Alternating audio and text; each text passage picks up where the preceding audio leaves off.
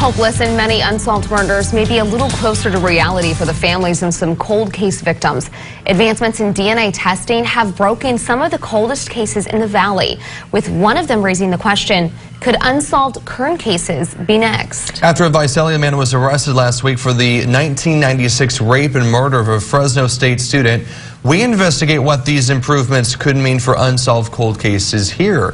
17's Vanessa Dillon has more. 23 years ago, Debbie Dorian was brutally murdered in her apartment in Fresno. The gruesome images of her unsolved death haunting her loved ones for decades. It seemed the case would never be solved. That is until last Wednesday when Fresno police announced they connected 52-year-old Nikki Dwayne Stain to the cold case. A victorious close to a tragic loss, all thanks to new DNA technology. These improvements could bring justice for the numerous victims who were silenced too soon by cold-blooded murderers. I wish I'd been there. I wish I could have protected her. 23 years ago, the unimaginable happened. Every parent's living nightmare becomes reality for the mother of a Fresno State College student. And I can't imagine as a father going into an apartment and finding my daughter who had been bound and gagged and raped and murdered. In August of 1996, Debbie Dorian's father found her body inside her Fresno apartment.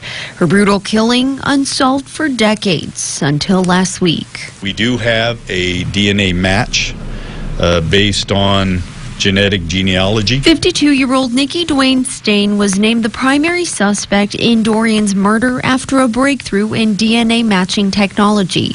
A breakthrough not unlike some we've seen in Kern County in recent years. Dawn Coons was found inside her bathtub, lifeless, nude, sexually posed, bloodied, bruised, and bound. The killing of Dawn Coons was one of the coldest cases ever solved in Bakersfield. And the 1978 Bakersfield killing and the Fresno State murder have one thing in common: a revolutionized approach to DNA matching technology and a tenacious cold case unit. In Bakersfield, the team is made up of BPD homicide detectives and a committed forensics team. Processes are in place to make sure that any new database that is available, any new process that is available is being looked at, being researched, and being considered. Last year, we brought you the news of a new approach in BPD's attempt to solve cold cases in Bakersfield. BPD's cold case unit was created in January of 2017. Its purpose? To bring justice to the numerous victims who share stories similar to Coons and Dorian's. If something's been missed, what has not been done, what needs to be done, what can be redone. Improvements to DNA matching technology and a unit focused on solving these cases could mean hope for the loved ones of victims who were taken from them too soon. There's an opportunity that maybe even that evidence has been submitted 2, 3, or 4 times. This might be the one time with the advancement of technology that we break the case. Fresno police also connected Stain to 4 sexual assaults in the Visalia area that occurred from 1999 to 2002. With recent improvements in DNA matching technology, authorities said they also compared the Dorian investigation with the Golden State Killer case, but DNA sampling led them to Stain. And in another cold case, Bakersfield police are asking the public's help in finding a person connected to a 1976 homicide.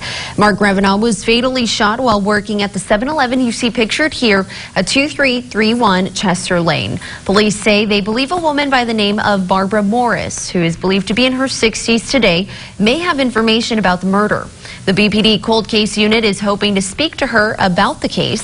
Anyone with information or know her whereabouts is asked to call the police department at 327-7111. In the newsroom, Vanessa Dillon, 17 News.